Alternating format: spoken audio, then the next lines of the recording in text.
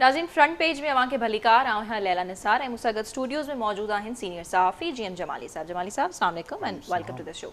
नाज़रीन अॼु भी फ्रंट पेज में खोड़ ख़बरूं आहिनि शामिल करण जे लाइ। जीअं तव्हांखे ख़बर आहे त सियासी अफ़रा तफ़री ॾींहं ब ॾींहुं वधंदी वञे पई। अॼु खोड़ क्लिप्स बि जेको आहे मंज़र आम ते आयूं आहिनि, उन्हनि ते बि असीं तबसरो कंदासीं त इहे पार्टी जो आख़िर कहिड़ो इमेज या उन कारकुन जो इमेज जेको आहे कहिड़ो असांखे ॾियनि थियूं। सो काल्ह जीअं तव्हांखे ख़बर आहे त सुप्रीम कोर्ट आॾो PDM जो धरणो लॻो, जंहिंमें तव्हां ॾिठो हूंदो त जेकी नू लीग जी चीफ ऑर्गेनाइज़र आहे मरियम नवाज़, उहा स्पीच कंदे पंहिंजे ख़िताब कंदे जेको आहे chief justice of Pakistan Umar Ata Bandial साहब खां मुस्ताफ़ी थियण जो मुतालबो कयो। ऐं ॿी ख़बर जे करे असीं शामिल कयूं आहिनि फ्रंट पेज में त हुकूमत पेट्रोल में 12 रुपया घटाई करे चवे पई त अवाम खे हू हिन मुसीबत वारे वक़्त में महांगाई वारी सूरत हाल में रिलीफ फराम करे रहिया आहिनि 12 रुपया पेट्रोल घटाए करे। त छा इहा सुठी ॻाल्हि आहे? एप्रिशिएट करणु खपे त वाह तव्हां 12 रुपया पेट्रोल घटायो ऐं अवाम जे बारे में जेको आहे सोचियो। ऐं ॿियूं जे ख़बरूं असीं शामिल कंदासीं त जीअं अॼु क़ौमी असेंबली में पार्लियामेंटी जेको बिल आहे उहो इतफ़ाक़ राय सां मंज़ूर थी वियो आहे। ऐं बिल तहत पार्लियामेंट में जेको आहे जेके बिल जी अची करे असीं ॻाल्हि कयूं त जेल बि थी सघे थो ऐं ॾंड बि जेको आहे लॻी सघे थो। ऐं ॿिए तरफ़ चीफ जस्टिस ऑफ पाकिस्तान नाज़रीन जेको हुननि जुमिलो इस्तेमालु कयो तव्हांखे ॾिसी करे ख़ुशी थी, उनजी वज़ाहत बि कई आहे, उहो बि असीं अॼु प्रोग्राम में शामिल कंदासीं त उन्हनि खे वज़ाहत जेको आहे आख़िर छो करणी पई। सो पहिरीं जेकी ख़बर आहे इहा ई शामिल कंदासीं। जमाली साहब जी तरफ़ हलूं था। जमाली साहब तव्हांजी तरफ़ आउं अचणु चाहींदसि ऐं हीअ मुंहिंजे ख़्याल में शुरूआति असांखे पेट्रोल वारी ख़बर खां करणु घुरिजे त 12 रुपया पेट्रोल घटाए तव्हां चओ था त असीं तव्हांखे रिलीफ फराहम कयोसीं हिन महांगाईअ वारी सूरत हाल में। ॾिसो इन में को शक न आहे त 12 रुपया पेट्रोल ते ऐं 20 रुपया डीज़ल ते घटि कयो आहे, पर महांगाई जे हिन तूफ़ान में मां नथो सम्झां त हिन जो को वॾो बेनिफिट आवाम खे मिली सघंदो। पर ठीकु आहे, चवंदा आहिनि त कुझु न हुजण खां कुझु हुजणु बहितर आहे। उन लाइ आवाम लाइ गवर्नमेंट छो जो इंटरनेशनल मार्केट में बहरहाल पेट्रोलियम मसनूआत जी क़ीमतुनि में घटिताई थी आहे, उनजो बेनिफिट जेकॾहिं पाकिस्तानी आवाम खे हुकूमत ॾिनो आहे त सुठी ॻाल्हि आहे। ऐं असांजी त ख़्वाहिश हूंदी त इहो क़ीमत इन खां बि वधीक घटि थिए ऐं जेके खाइण पीअण जूं शयूं आहिनि,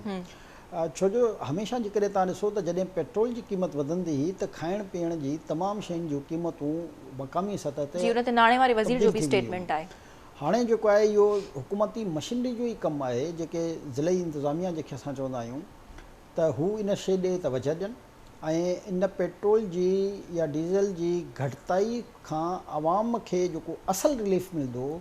उहो इहो हूंदो त खाइण पीअण जी तमामु शयुनि ते हुननि खे उहे जेके अघु मुक़ररु थी चुका आहिनि, जेके तमामु मां सम्झां थो त रमज़ान खां पोइ उहे अघु आसमान ते चढ़ियल आहिनि, जेके हेठि अचण जो नालो ई कान था खणनि। न त नॉर्मल ॾींहंनि में ईअं थींदो हो त रमज़ान जे महीने में सब्ज़ी ऐं फ्रूट, छो जो असां ज़ाहिर आहे मुसलमान त आहियूं पर असांजी क़ौम में जेको आहे हिकिड़ो लाशऊरी मां सम्झां थो तौर ते जॾहिं इन क़िस्म जा ॾींहं ईंदा आहिनि त असां सब्ज़ी फ्रूट सभु महांगा करे छॾींदा आहियूं। पर हाणे जॾहिं रमज़ान गुज़रण खां पोइ इहे शयूं सस्तियूं थी वेंदियूं आहिनि। नाणे वारो वज़ीर जमाली साहब पाण बि चए पियो त उमेद आहे पेट्रोल घटि थियो आहे त उमेद कयूं था त जेके ॿियूं शयूं आहिनि उहे बि घटि थी वञनि, यानी हू बि उमेद कनि था, लागू छो नथा कनि? उमेद न, इहो उन्हनि जो कमु आहे, उन्हनि जो वफ़ाक़ी हुकूमत जो कमु आहे त चइनी सूबाई हुकूमतुनि खे हिकिड़ो हिदायतनामो जारी करे त हू ज़िलई सतह ते सूबाई हुकूमतुनि खे बि इन्हनि चयो आहे त जेको आहे फ़ाइदो वधि खां वधि पहुचायो ऑलरेडी मौजूदु आहिनि ऐं ज़िले इंतिज़ामिया हर जॻह ते मौजूदु आहे। उनखे थोरो सो रुगो फाल थियण जी ज़रूरत आहे। मां पहिरियों बि इहो चवंदुसि त असां वटि क़ाइदा कानून सभु मौजूदु आहिनि। असां जेकॾहिं फाल थी पंहिंजो किरदारु अदा कयूं त मां सम्झां थो त आवाम खे काफ़ी हद ताईं रिलीफ मिली सघे थो। ऐं तव्हां ॾिसो त सरीयो जेको लो एतिरो महांगो 3 लख रुपया टन थी चुको हुयो, बदतदरीज उहो किरी करे हाणे 260 2,60,000 ताईं पहुतो आहे। ऐं तवक़ो इहो आहे त इहा जेकी कंस्ट्रक्शन फील्ड ई हिन महांगाई जे करे जंहिंमें वॾा प्रॉब्लम्स आहे माण्हुनि खे, छो जो ज़ाहिर आहे हुन में 42 खां 43 मुख़्तलिफ़ फैक्शन्स इन्वॉल्व आहिनि कंस्ट्रक्शन इंडस्ट्री में। पर हुकूमत जी अदम तवजह जे करे इन हर तरफ़ जेकी माफ़िया आहे उहा स्ट्रॉन्ग थी वई आहे। जेकॾहिं हुकूमत चाहे ऐं हुकूमत नेक नियती सां कमु करे ऐं इंतिज़ामिया खे पाबंद करे त हू इन्हनि सभिनी शयुनि ते नज़र रखनि। बदल थींदो हो त उहे हुकूमत जी मशावरत सां थींदो हुयो, पर बदकिस्मती सां हींअर जेके अघु वधी था वञनि पेट्रोल जी क़ीमत वरी घटि थियण खां पोइ बि उन में आम माण्हू खे रिलीफ नथो मिले ऐं जंहिंमें मां सम्झां थो त हुकूमत जी जेकी ज़िले इंतिज़ामिया आहे इहा उन्हनि सभिनी जी गफ़लत आहे। जेकॾहिं हू बर वक़्तु कार्रवाई कनि ऐं इन क़िस्म जे जेके शयूं पंहिंजी मर्ज़ी सां अॻु वधाए रहिया आहिनि उन्हनि जे ख़िलाफ़ु जेकॾहिं एक्शन थिए त मां सम्झां थो त आसानी जेको आहे आवाम खे काफ़ी हद ताईं रिलीफ मिली ऐं हर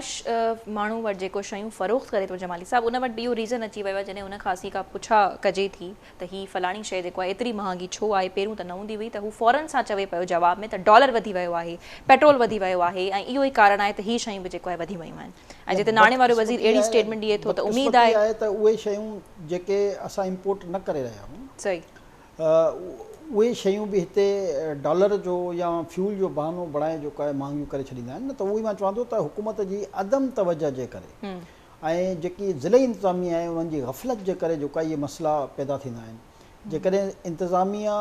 पंहिंजी ऐं असल जमाली साहब प्रेस कॉन्फ्रेंसिस त इन्हनि शयुनि ते थियणु घुरिजनि। ऐं अॻूणे थोरी देरि ॾिसी रही हुअसि वफ़ाक़ी वज़ीर मरियम औरंगज़ेब जी, हुन ते पूरी ख़ैर हुन में इमरान ख़ान साहिब जे हवाले सां बि कुझु ॻाल्हियूं हुयूं पर 12 रुपया पेट्रोल वारी ॻाल्हि ते हू एतिरो एम्फसाइज़ कनि पियूं त ॼण 12 न को मतिलबु उन खां वधीक पेट्रोल घटि थी वियो आहे।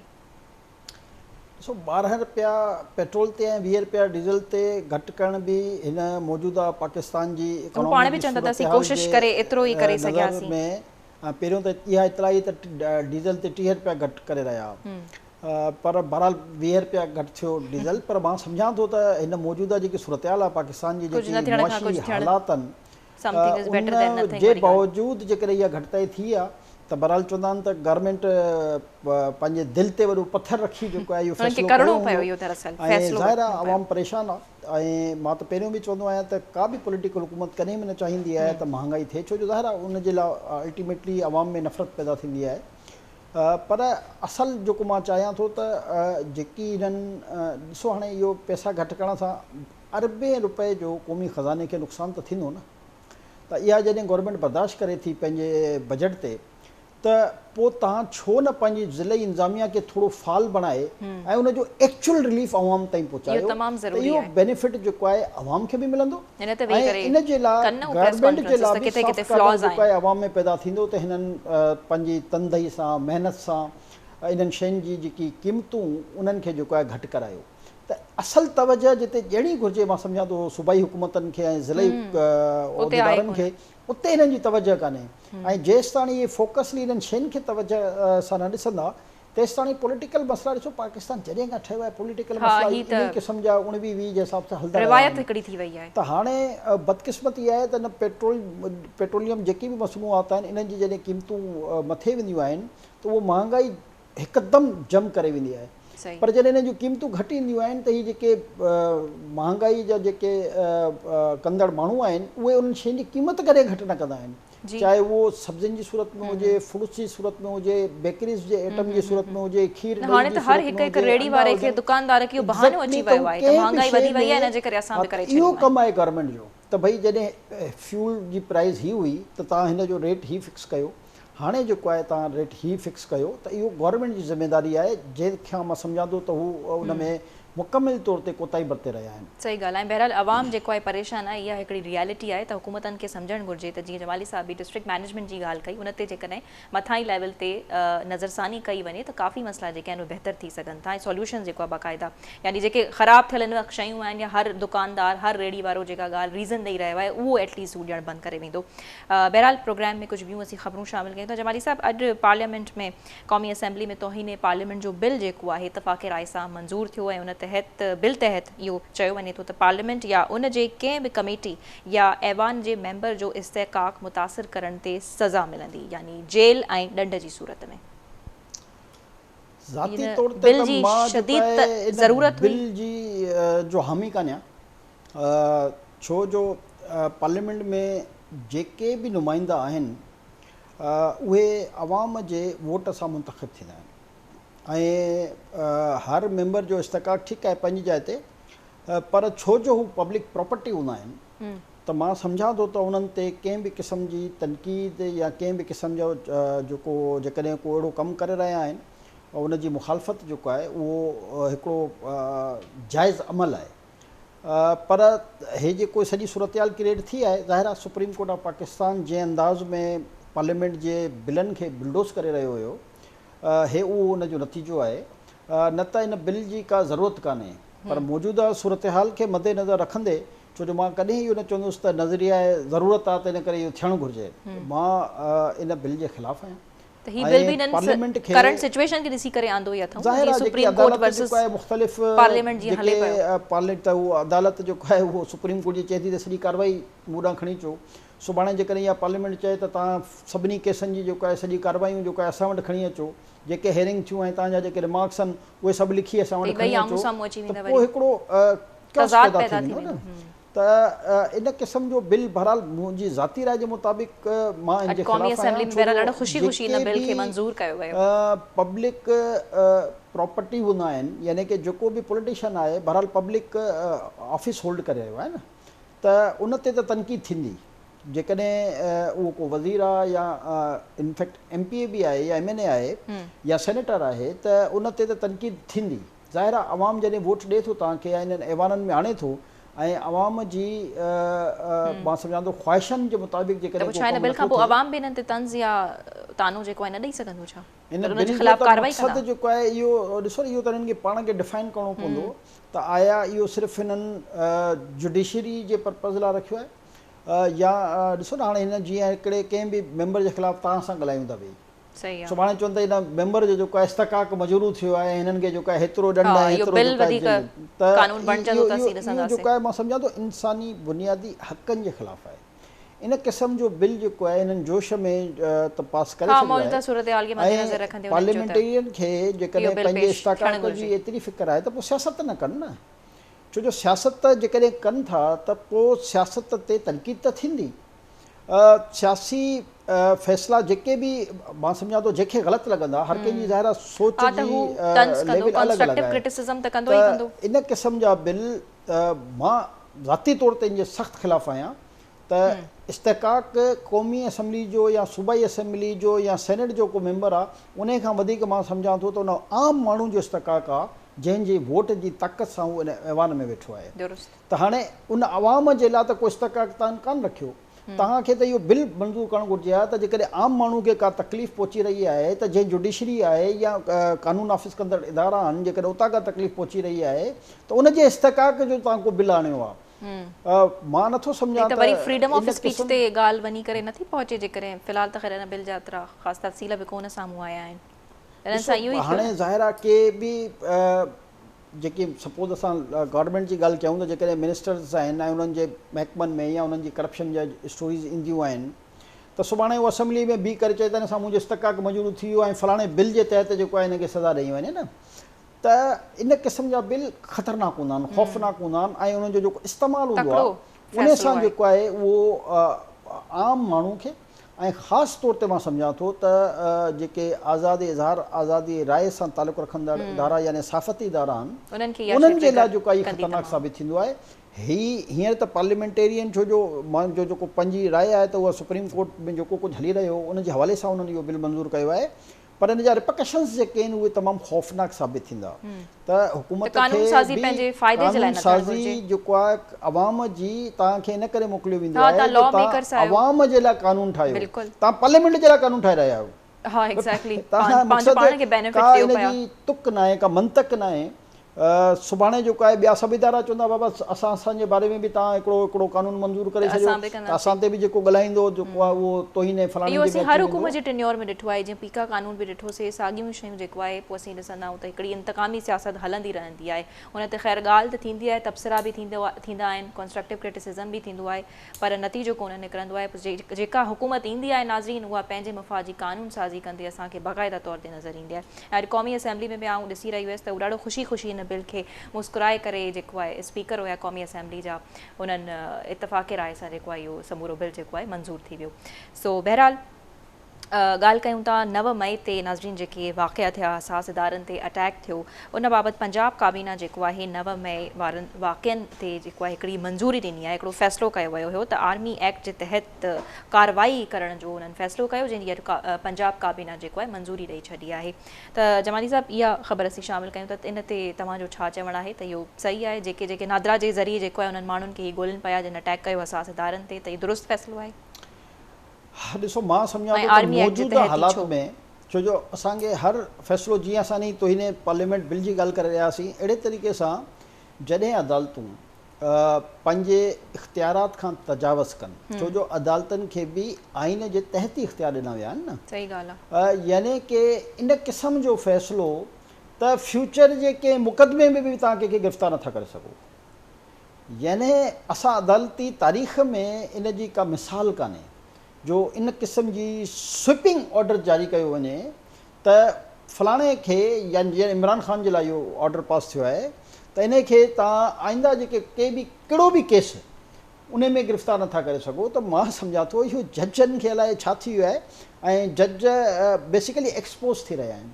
ऐं असांजो जेको जुडिशरी निज़ाम आहे इहो हमेशह खां इहो ई इन में ख़िलाज़ रहिया आहिनि। इन्हनि जे करे असांखे पाकिस्तान जी मां सम्झां थो त जेकी तरक़ी न थियण जी सभ खां वॾी जेकी वजह हुई उहा इहा जुडिशरी हुई। ऐं जॾहिं बि जुडिशरी आइन खां बालातर थी फ़ैसिला कया आहिनि त उन सां मुल्क खे नुक़सानु पहुतो आहे। हिननि जजनि खे कहिड़ो नुक़सानु पहुचंदो? हिननि जो त ॾिसो न, हिकु हिकु जज जी 14-14 लख रुपया पघार आहे, एतिरी त प्रेसिडेंट ऑफ पाकिस्तान ऐं प्राइम मिनिस्टर ऑफ पाकिस्तान जी पघार आहे। त हाणे उहे जजनि जा वरी फ़ैसिला अहिड़ा हुजनि जेके मंतक खां ॿाहिरि हुजनि।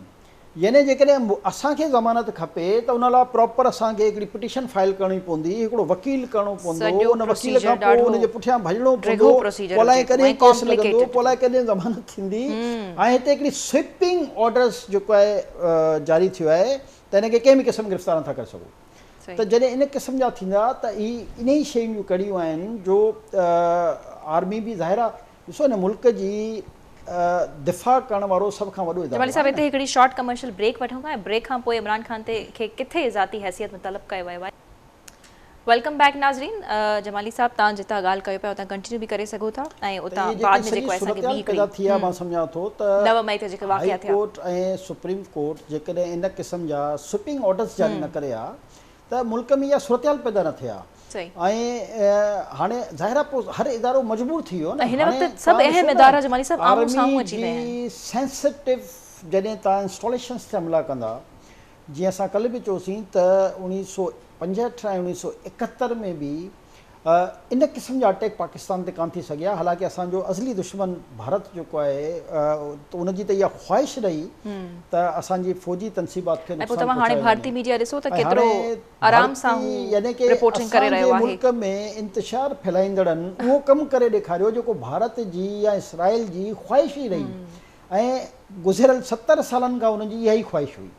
यानी उन्हनि जी ख़्वाहिश खे मां सम्झां थो त इमरान ख़ान ऐं उनजी जेकी पार्टी PTI जेकी दानिस्ता तौर ते या नादानिस्ता तौर ते मां सम्झां थो त उन्हनि जेकी हरकत कई आहे इन सां यकीनन पाकिस्तान जे दिफ़ा जी जेकी ज़ामिन इदारो आहे उन जो इस्तकाक त मजरू थियो आहे, पर जेके असांजूं शोदा जूं यादगारूं हुयूं यानी उन्हनि ते हमिलो करणु यानी मेंटेलिटी हिननि जी मां त चवंदो ज़हनी सिक माण्हू हुया जिन खे इहो सम्झ में न आयो भई जेकॾहिं हुकूमत तव्हांजे ख़िलाफ़ का कार्रवाई करे बि रही हुई त तव्हांजो कमु हुयो सियासी अंदाज़ में उन जो मुक़ाबिलो कयो ऐं सियासी मैदान जेको आहे उहो सभिनी वटि अवेलेबल हुयो। तव्हां ईअं न हो त तव्हांजी आज़ादी जी ज़बान बंदी कई वई हुई या तव्हांखे ॻाल्हाइण खां मना कयो वियो हुयो या तव्हांखे एहतिजाज खां मना कयो, कंहिं बि मना न कयो हिन मुल्क में, न इंशाल्लाह कोई कंदो, छो जो आज़ादी इज़हार आज़ादी राय जी लाइ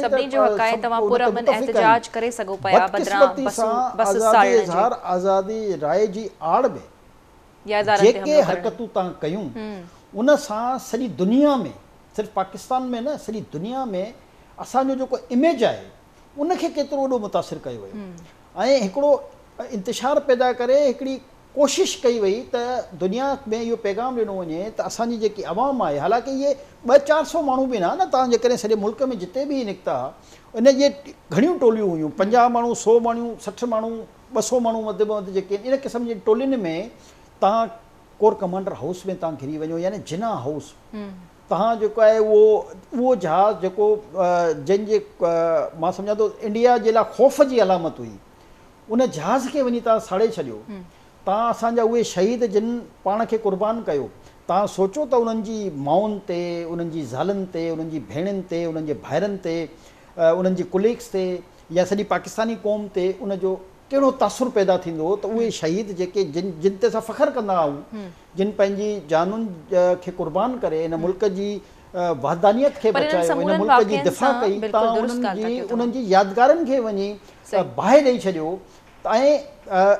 PTI जा सिर्फ़ु इहे कारकुन यानी जेके मायूं कारकुन ॾिसो पाण ई आहिनि जिन पाण ई सोशल मीडिया ते विधो आहे, पंहिंजूं वीडियो ठाहे, ऐं हिकु तरफ़ इन्हनि इहा हरकत कई आहे, ॿी तरफ़ इमरान ख़ान जो जेको बयानु हो त इहा एजेंसीज़ कराई आहे। भई माण्हू त साम्हूं आहिनि न,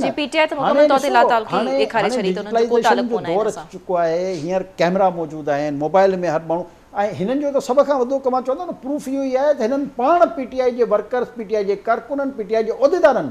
पाण पंहिंजी फुटेजिस ठाहे त असां हाणे कोर कमांडर हाउस में दाख़िल थी आया आहियूं, असां हाणे GHQ जे गेट में दाख़िल थी आया आहियूं, असां हाणे फलां, यानी हिननि पंहिंजूं वीडियो पाण ठाहे हाणे चई रहिया आहिनि त असांजो तालुक़ु न आहे। त इहे हुकूमत चवे थी त रिथाबंदी सॼी जेको आहे PTI कई आहे। मां इहो ई चई रहियो आहियां त जेके गिरफ़्तार बि चेहरा सभिनी जे साम्हूं आहिनि न, सभिनी खे ख़बर आहे न त उन्हनि जो तालुक़ु कहिड़ी पार्टी सां आहे। सभु जेके नॉन माण्हू आहिनि न, सवाइ कुझु जेके कारकुन आहिनि, जेके कुझु पेड हुया, जिन जा हाणे बयान अची रहिया आहिनि, त असांखे पेशावर में बिल्कुलु जेके अफ़गानी गिरफ़्तार थिया आहिनि, हे उहे ई अफ़गानी तालिबान आहिनि जिन खे इमरान ख़ान जी हुकूमत में रिहेबिलिटेट कयो आहे पेशावर में। यानी इमरान ख़ान पाण ओन कयो एज़ वज़ीर आज़म पाकिस्तान, त मां जेको आहे उहो तहरीके तालिबान जे 40,000 या 60,000 खां वधीक माण्हुनि खे जेको आहे KPK में आबाद करायो आहे, रिहेबिलिटेट कयो आहे। यानी दहशतगर्द जेके हींअर TTP जा माण्हू जेके उते गिरफ़्तार थिया आहिनि, ऐं लाहौर में बि जेको वाक़ियो थियो आहे उन में बि TTP इन्वॉल्व आहे। त हिननि जा जेके ताना बाना आहिनि, यानी उहा तंज़ीम जेकी दुनिया जे तरफ़ां दहशतगर्द डिक्लेयर थियल आहे, उहा तव्हांजी B टीम बणियल आहे, ऐं उनजी मदद सां तव्हां पाकिस्तान में हिकिड़ी अफ़रा तफ़री फैलाए, यानी जेके पाकिस्तान दुश्मन क़ुवतूं चाहे रहियूं हुयूं ऐं हुननि जी जुरत न थी हुई, उहो हिन PTI पंहिंजी हिन B टीम जे ज़रिए पाकिस्तान में कराए छॾियो न। तव्हां ॿुधायो न त पहिरियों GHQ ते कंहिं हमिलो कयो हुयो, TTP हमिलो कयो हुयो न, त हाणे ॿीहर केरु उते पहुता आहिनि। मां नथो सम्झां त को आम माण्हू, ऐं इहा ई वजह आहे त अॼु ॾिसो था हिननि जे हिकिड़े MNA जी इस्तीफ़ा तव्हांजे साम्हूं अची वई, जंहिं इन ई ॻाल्हि ते इतराज़ कयो आहे त सियासत करणु हर पार्टी जो हक़ आहे। मां सम्झां थो पुरअमन पीपल्स पार्टी ते केतिरा इल्ज़ाम लॻा, पीपल्स पार्टी खे ब्लैकलिस्ट कयो वियो, पीपल्स पार्टी ते जेतिरियूं पाबंदियूं मड़ी वियूं, पर पीपल्स पार्टी जी तव्हां हिस्ट्री जेकॾहिं खणो त हुननि तकलीफ़ूं बर्दाश्त कयूं, सभु कुझु कयो, दहशतगर्दी में इन्वॉल्व कोन थिया। ऐं तालिबान जी डे 1 खां उन्हनि जी जेकी पॉलिसी रही आहे, नवाज़ शरीफ़ जी त वरी बि दरमियानी पॉलिसी रही आहे न, पीपल्स पार्टी जी डे 1 खां हिकिड़ी पॉलिसी रही त असां तहरीके तालिबान पाकिस्तान खे हिकु दहशतगर्द तंज़ीम सम्झी रहिया आहियूं, ऐं उहो पंहिंजी उन पॉलिसी ते क़ाइमु आहिनि।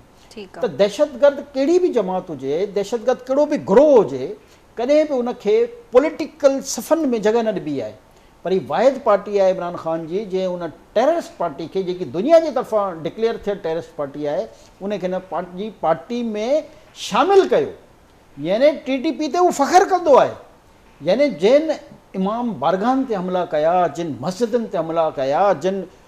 शाइरान ते रोड रस्तनि शॉपिंग सेंटरनि में हमला कया, जिन बम धमाका ख़ुदकुश बम धमाका कया, सवे न हज़ारे माण्हुनि खे शहीद कया, जिन APS स्कूल जा वाक़िया कया, उनखे ई फ़ख़्रिया तौर ते चवंदो हो त मां जेको आहे हिननि खे रिहेबिलिटेट कयां थो। यानी दहशतगर्दनि खे रिहेबिलिटेट कबो आहे। हिननि जी इहा मेंटेलिटी जेको आहे, इहा पाकिस्तान जी वहदानियत जे ख़िलाफ़ु आहे, इहा पाकिस्तान जे अवाम जे ख़िलाफ़ु आहे, इहा पाकिस्तान जी सालिमियत जे ख़िलाफ़ु आहे, पाकिस्तान जी तरक़ी जे ख़िलाफ़ु आहे। ऐं हाणे मां सम्झां थो त जेको एक्शन मुंहिंजी नज़र में त अञा को एक्शन ई कोन थियो आहे। ॾिसो न जेके आहे इहा उन्हनि खां इहो न पुछी रही आहे त हीअ जेके दहशतगर्दी जा वाक़िया थिया आहिनि, त पोइ तव्हां हिननि खे तरगीब छाजे लाइ ॾिनी आहे? इहा भई नवाज़ शरीफ़ हिन मुल्क में जलावतन थियो, पहिरियों जेलनि में वियो, हालांकि 2/3 मेजॉरिटी जो वज़ीर आज़म हो, उन अॻु में उहो गिरफ़्तार थियो अगवा बराए अगवा जे केस में, उनखां पोइ जेको आहे उनखे सज़ा आई, उनखां पोइ हू जलावतन थियो। पर छा कंहिं नून लीग वारे कंहिं आर्मी इंस्टॉलेशन, यानी जेके सेंसिटिव इंस्टॉलेशन जेके हिननि खे मुज़ाहिरा करणा बि आहे, मूंखे अॼु ताईं यादि आहे त मुशाहिदुल्लाह सैयद मेयर कराची हूंदो हो, रीगल चौक ते 2 माण्हुनि गिरफ़्तारी ॾिनी, हालांकि 2/3 मेजॉरिटी जो वज़ीर आज़म हो, हिकिड़ो तारिक ख़ान, हिकिड़ो मुशाहिदुल्लाह ख़ान, ॿई हिन दुनिया में हिन वक़्तु कान्हनि। इन खां अलावा पीपल्स पार्टी जी बि जॾहिं हुकूमतूं वयूं आहिनि त ईअं ई मुज़ाहिरा थींदा न, को असेंबली जे ॿाहिरि मुज़ाहिरो कंदो त को कंहिं चौक ते मुज़ाहिरो कंदो त को कंहिं जिते बि हुनखे कंफर्टेबल जॻह मिलंदी भई तव्हां भले पुरअमन मुज़ाहिरा कयो, तव्हां पंहिंजी आवाज़ माण्हुनि ताईं पहुचायो, तव्हां पंहिंजी लॉबिंग अवाम में कयो, पंहिंजे वोट बैंक खे बहितर कयो, पर टेररिज़म कयो था। ऐं केतिरियूं गाॾियूं तव्हां साड़े छॾियूं, इहे बसियूं, इहे एम्बुलेंसूं कंहिंजियूं, यानी अफ़सोस इन ॻाल्हि जो आहे त हीअ चवंदा हुया इन जूं पंहिंजूं जेकॾहिं इमरान ख़ान जूं तव्हां तकरीरूं ॿुधो त जॾहिं मुख़्तलिफ़ ॿिया माण्हू एतिजाज कंदा, जेके पुरअमन एतिजाज आहे, चाहे उहो कल्ह बि तव्हां ॾिसो जेकॾहिं PDM जो हेॾो वॾो एतिजाज थियो आहे त छा किथे को हिकिड़ो गमले खे बि नुक़सानु पहुतो? त इन क़िस्म जा एतिजाज जंहिंखे वणे करे असां त चवंदा आहियूं पाकिस्तान में इन हवाले सां आज़ादी आहे, पर इन्हनि जो नंढे खां नंढो एतिजाज ट्रैक रिकॉर्ड हूंदो आहे हिकिड़ी पार्टी जो न 2014 खां वठी जॾहिं बि हिननि प्रोटेस्ट कया हिननि जो हर पार्टी जो ट्रैक रिकॉर्ड आहे न। हिकिड़ियूं पार्टियूं आहिनि जेको ज़ाहिरा 1960 खां हली रहियूं आहिनि, हिकिड़ी पार्टी जेकी हींअर पैदावार थी जंहिंजी 2014 खां वठी जॾहिं बि हिननि प्रोटेस्ट कयो आहे, जॾहिं बि हिननि एतिजाज कयो आहे, जॾहिं बि हिननि जलसो जुलूस कयो आहे, तव्हांखे इन क़िस्म जी सूरत तव्हांजे साम्हूं आहे। पहिरियों PTV ते हमलो थियो, यानी उन वक़्तु बि ही पार्लियामेंट में बि घिरण जी कोशिशि करे रहिया हुआ, रेडियो स्टेशन ते बि हाणे रेडियो स्टेशन, यानी रेडियो पाकिस्तानी उहो पाकिस्तान जेको तारीख़ी पाकिस्तान जेको पाकिस्तान जे बारे में लम्हा ब लम्हा ख़बर ॾींदो हुयो, उन खे तव्हां छाड़े छॾियो। उन में जेके सेंसिटिव असांजी ऑडियोज़ रखियल हुयूं, उहो ई त न, मतिलबु कंहिंखे फ़ाइदो पहुतो, अल्टीमेटली नुक़सानु उन्हनि ई माण्हुनि खे थियो। हाणे उन्हनि जे त जेको आहे ख़िलाफ़ कार्रवाई पाकिस्तान खे थियो आहे। हा बिल्कुलु, पाकिस्तान जो जेको इमेज बेसिकली हिन जो मक़सदु इहो ई हो त पाकिस्तान जो इमेज असां ईअं पैदा कयूं त हिते ख़ुदा न ख़ास्ता का खाना जंगी जी सूरत हाल आहे, जेकी हिननि जी सोच हुई। ऐं इमरान ख़ान जॾहिं उतां निकितो आहे, जेको त उन वीडियो पंहिंजो पैगाम जारी कयो आहे, तव्हां उहो पैगाम खे 2-3 दफ़ा ॿुधो त तव्हांखे सम्झ में अची वेंदो त उहो पैगाम ॾियणु छा थो चाहे। यानी उहो चई रहियो आहे त तव्हांखे अफ़रा तफ़री करणी आहे, उहो चई रहियो आहे त तव्हांखे दहशतगर्दी करणी आहे, उहो तरगीब ॾेई रहियो आहे पंहिंजे कारकुननि खे त मां त वञा थो, मूंखे गिरफ़्तार करे छॾियो। वधीक बि इमरान ख़ान खे कुझु केसिस में तलब कयो वियो आहे ज़ाती हैसियत में। इलेक्शन कमीशन बि इमरान ख़ान खे 23 मई ते जेको आहे तलब कयो आहे, या एंटी टेररिज़म कोर्ट जेको आहे उन 19 मई ते इमरान ख़ान खे ज़ाती हैसियत में तलब करे वरितो आहे। त रिलीफ मिलंदो वेंदो समूरनि पंहिंजो जेके हिननि जा केसिस आहिनि। इहा त बदकिस्मती आहे ऐं तमामु पाकिस्तान जी सियासी जमातनि खे ऐं हुकूमत खे जेकी अदलिया खां शिकवा आहे, जंहिंजे करे कल PDM जो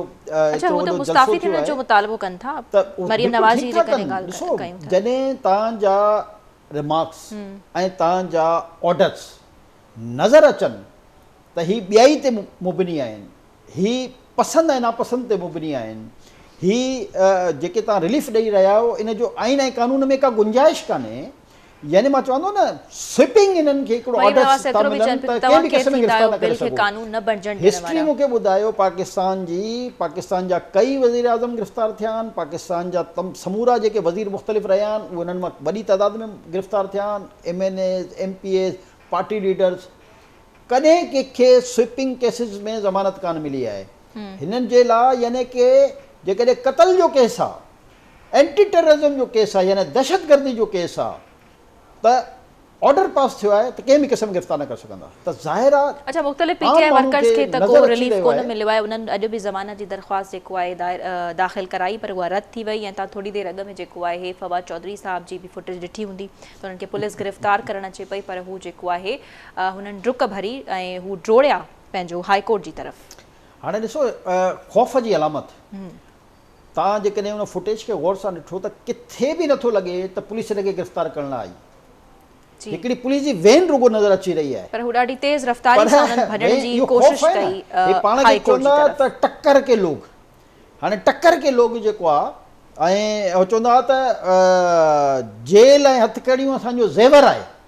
इन फवाद चौधरी जी ऐं शेख रशीद जूं तव्हां जेके स्पीचिस आहिनि उहे जेकॾहिं ॿुधो त चवंदा जेल असांजो ससुराल आहे, हथकड़ियूं असांजो ज़ेवर आहे। इहे तकरीरूं आहिनि हिननि जूं, रिकॉर्ड ते मौजूदु आहिनि। ऐं पुलिस जे रुगो मोबाइल ॾिसी ख़ौफ़ में जंहिं तरीक़े सां हू भॻो आहे त असांखे त शर्म थो अचे त इहो सियासी लीडर आहे। अच्छा छो भॻा? सियासी लीडर त जेको आहे उहो सीनो चौड़ो करे जेको आहे गिरफ़्तारी ॾींदो आहे। त जॾहिं मूं को ॾोह ई न कयो आहे त ठीकु आहे अदालत में पेश थींदासीं, जेकॾहिं ॾोह को हूंदो त साबित थींदो।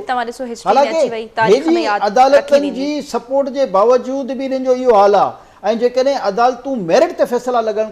शुरू करे छॾनि त पोइ हुननि जो छा हाल थींदो। हिते हिननि जी मां सम्झां थो ख़ुशकिस्मती आहे जो हेठि खां वठी मथे ताईं जी जेकी जुडिशरी आहे चाहे हाई कोर्ट में या सुप्रीम कोर्ट में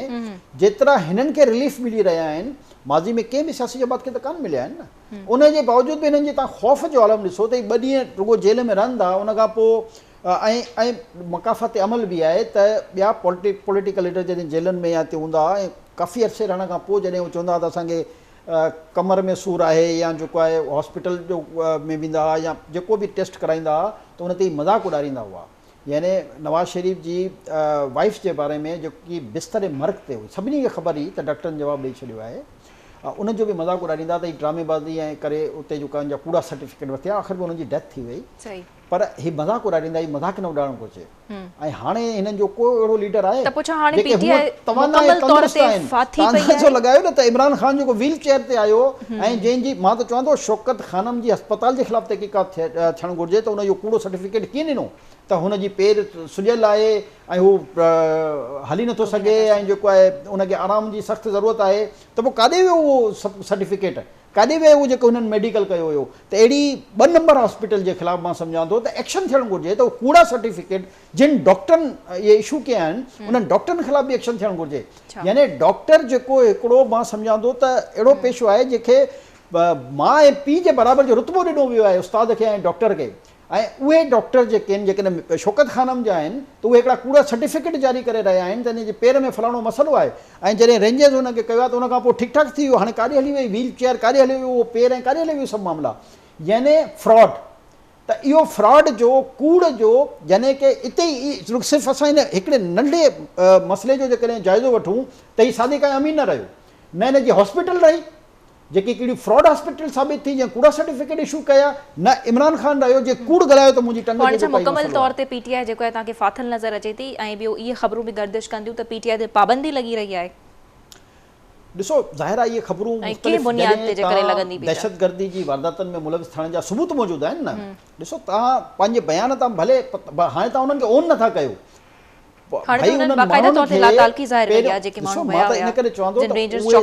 हाणे रुगो प्रिंट मीडिया जा न आहिनि जो तव्हां वटि सबूत न आहिनि ही ज़मानो डिजिटलाइजेशन जो ज़मानो आहे टेक्नोलॉजी जो ज़मानो आहे हर शइ जी फुटेज मौजूदु आहे हर माण्हू साम्हूं मौजूदु आहे हर माण्हू सुञाणे थो हाणे तव्हां हिन क़िस्म जा भोंडा इल्ज़ाम नथा हणी सघो त एजेंसीस कराए छॾियो त माण्हू त ॿधियल आहिनि न उन्हनि जी हंगामा आराई कंदे उन्हनि जूं तस्वीरूं उहो पाण सेल्फियूं था ठाहिनि त असां कोर कमांड हाउस में घिरी आहियूं मायूं यानी ज़ुल्म जी इंतिहा आहे त हिन जी जेके थर्ड क्लास वर्कर आहिनि मां सम्झां थो जिन खे एहसासियत जी ख़बर न आहे त उहे कहिड़े जॻह ते वञी रहिया आहिनि जिन खे छो जो हुननि हिस्ट्री त पढ़ी कान्हे न पाकिस्तान जी त असांजे शहीदनि केॾियूं कुर्बानियूं ॾेई करे हीउ मुल्क ठाहियो आहे केतिरियूं कुर्बानियूं ॾेई करे 30 सेंटीग्रेड में जेको आहे असांजा जवान जेके आहिनि बीह करे दुश्मन जे अखियुनि में अखियूं हणी वेठा आहिनि जंहिंजे करे असां हिते सुकून जी निंड सुम्ही रहिया आहियूं ऐं हिननि खे इहो अहसासु न आहे त उन्हनि जी जेको आहे जेके शोधा जी असांजी यादगारूं उते ई पहुची विया आहिनि तोड़ फोड़ करे छॾियऊं बेसिकली उहो सिंबल आहे असांजा असांखे उन्हनि ते फ़ख़्रु हूंदो हुयो असां हर साल उन्हनि जो मल्हाईंदा हुआसीं असां प्राउड फील कंदा हुआसीं यानी उन जॻह ते वञी छो जो हिननि ही मेंटल सिक आहिनि मूं चयो न पीटीआई जा जेके वर्कर आहिनि छो जो हिननि खे वटि ॼाण कान्हे हिननि तारीख़ न पढ़ी आहे हे रुगो ही कोकेने पार्टी ऐं बर्गर खाई ऐं जेको आहे मोबाइल हथ में खणी स्नैपचैट ऐं इन क़िस्म जी पार्टी ते दहशतगर्दी जूं जेके वारदातनि में मुलविस केर बि हुजे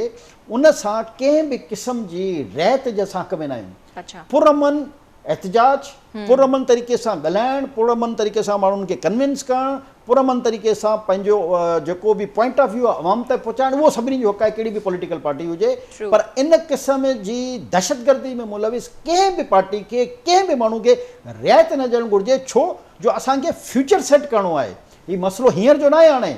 तो सुभाणे त केर बि जेको आहे उथी करे कंहिं बि यादगार ते हलियो वेंदो आहे वञी हुते ॿाहिरि चीफ जस्टिस